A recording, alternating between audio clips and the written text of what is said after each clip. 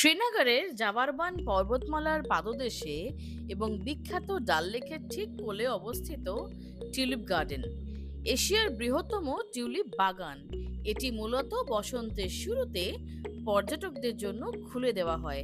পূর্বে এটি সিরাজ বাগ নামে পরিচিত হলেও পরে ভারতের প্রাক্তন প্রধানমন্ত্রী ইন্দিরা গান্ধীর নামানুসারে এর নামকরণ করা হয়। যখন কাশ্মীরে বরফ গলতে শুরু করে তখন এই বাগানটি প্রায় 15 থেকে 17 লক্ষেরও বেশি টিউলিপ ফুলে রঙিন হয়ে ওঠে। লাল, হলুদ, গোলাপি, সাদা, বেগুনি এমন হরেক রঙের টিউলিপের সমাহার দেখে মনে হয় যেন পাহাড়ের বুকে কেউ কোনো রঙের গালিচা বিছিয়ে রেখেছে। এবং শুধু টিউলিপ নয়, এর পাশাপাশি ড্যাফোডিল, হায়াসিন্থ এর মতো অন্যান্য সুন্দর ফুলও এই বাগানের সৌন্দর্য বহুগুণ বাড়িয়ে দেয়। এখন বর্তমানে টিউলিপ গার্ডেনে ঢুকেছি। টিকিট কাটা হয়নি এখনো, টিকিটটা কেটে ঢুকবো। দেখা যাক, ভেতরে টিউলিপ ফেস্টিভ্যাল 2026 চলছে। এবার ঢুকে দেখি কেমন। এই বাগানটি শুধুমাত্র আমাদের চোখের আরাম দেয় তা নয়, বরং কাশ্মীরের পর্যটন শিল্পে এক বিশাল ভূমিকাও পালন করে। প্রতি বছর বসন্তের এই বিশেষ মরশুমে দেশ বিদেশের লক্ষ লক্ষ ফুলপ্রেমী ও পর্যটক এই বাগানের রূপ উপভোগ করতে কাশ্মীরে ছুটে আসেন। টিকিটের মূল্য ছোটদের 50 টাকা আর বড়দের নিল 100 টাকা। এটি স্থানীয় অর্থনীতি এবং মানুষের জীবিকাতেও এক দারুণ ইতিবাচক প্রভাব ফেলে। টিউলিপ ফুল সাধারণত খুব অল্প সময়ের জন্য ফোটে। এটি ক্ষণস্থায়ী, কিন্তু বর্ণিল রূপ আমাদের শেখায় যে জীবনের প্রতিটি মুহূর্তকে কিভাবে আনন্দে ভরিয়ে রাখতে হয়। প্রকৃতি আমাদের চারপাশের পরিবেশকে কতটা সুন্দর করে তুলতে পারে তা এই বাগানে না গেলে কিন্তু ঠিক বোঝা যাবে না। সবশেষে আমি এটাই বলবো যে সুযোগ পেলে জীবনে অন্তত একবার কাশ্মীরের এই টিউলিপ বাগানের সৌন্দর্য নিজের চোখে উপভোগ করা উচিত। এটি আমাদের দেশের বৈচিত্র্য ও প্রাকৃতিক ঐশ্বর্যের এক অনন্য প্রতীক। এবারে আসা যাক একটু ইতিহাসের দিকে। টিউলিপ এক অনিন্দ্য সুন্দর ফুল।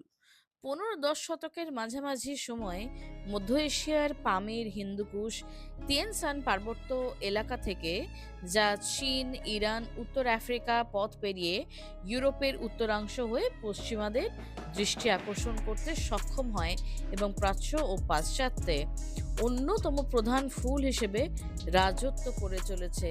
গত 19 শতকের শেষ থেকে শুরু করে এই একবিংশ শতকেও সাধারণত পেঁয়াজ জাতীয় মূল, যাকে বাল্ব বলা হয়, সেখান থেকে বেড়ে ওঠা পদ্ম জাতীয় এই ফুলের রং বেরং এবং 109টি প্রজাতি রয়েছে, যার অধিকাংশই চমৎকার এবং দৃষ্টিনন্দন।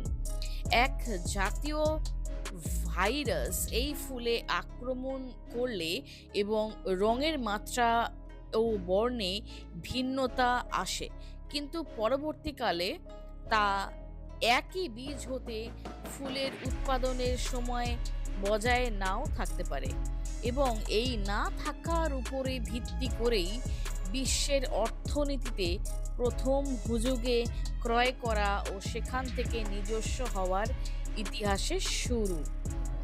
বলা হয় 1593 সালে ক্যারল ক্লুসিস নামক একজন উদ্ভিদ তত্ত্ববিদ প্রথমে কনস্টান্টিনোপল থেকে এটিকে হল্যান্ডে নিয়ে আসেন ঔষধ বিষয়ক গবেষণার উদ্দেশ্যে।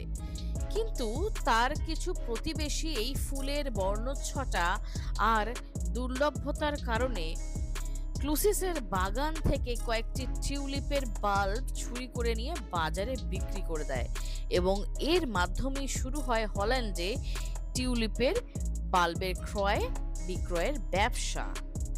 টিউলিপের গাছ গ্রীষ্মে, মানে মে থেকে জুন, এই যে টাইমটা, এই সময়টা ফুল ফোটে এবং তখন টিউলিপের বাল্ব সংগ্রহ করা হয়, যা শীতে মানে সেপ্টেম্বর থেকে ডিসেম্বর পুনরায় রোপণ করা হয় এবং পুনরায় লাগানোর পরেই টিউলিপের গাছে ফুল বাল্ব আসার আগে এটি বিক্রি করে দেওয়া হয়। টিউলিপের শিকড় ও ডালপালা গজানোর জন্য সাধারণত 8 থেকে 16 সপ্তাহ ঠান্ডা তাপমাত্রার প্রয়োজন হয়। বসন্তের মতো উষ্ণ পরিবেশে নিয়ে যাওয়ার পর টিউলিপে অঙ্কুরোদ্গম হয় এবং দ্রুত পাতা গজায়। এরপর টিউলিপ বড় হতে ও ফুল ফোটাতে সাধারণত 15 থেকে 30 দিন সময় নেয়। কাশ্মীরের টিউলিপ গার্ডেন বললেই চোখের সামনে ভেসে ওঠে অমিতাভ বচ্চন এবং রেখার সিলসিলা ছবির দৃশ্য। মাঠের পর মাঠ ফুটে রয়েছে লাল, হলুদ, সাদা টিউলিপ। দেখুন, হিংসা বা রাজনীতির খবর তো এখানে লেগেই থাকবে। তবে নবদম্পতিদের হানিমুনের জন্য জম্মু কাশ্মীরকেই এখনো বেছে নেওয়া হয়। প্রাকৃতিক সৌন্দর্যের কাছে রাজনীতির সব রং যে ফিকে।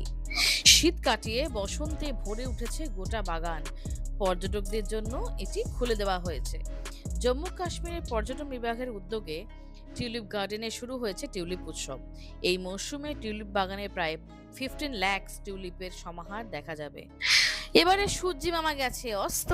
আমাদের পরবর্তী গন্তব্য ডাল লেক।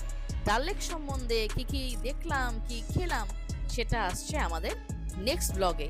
অবশ্যই অপেক্ষা করবেন।